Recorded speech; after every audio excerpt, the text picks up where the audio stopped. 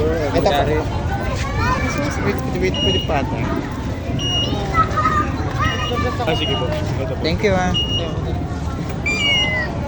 Thank you, Father. At makabalik. Kaya nga, kapag tayo po may kapangalan sana, maamin din natin sa Panginoon ang kasalanan na yun. Ang problema lang, kapag tayo may nakasala, minsan, na nasisira yung ating paningin sa mga bagay. Yung realidad ay nagiging madilim. No? Tulad si Judas, nagiging madilim para sa kanyang lahat. At nawawala na silang tapang na lumapit, harapin, yung bilin na yun, at maglakas loob na bumangon upang makabalik sa Diyos.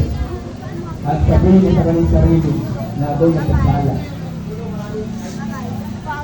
Lahat tayo po nasa kadiliman ng buhay, sapagkat tayo po lahat ay makasalanan. Pero sana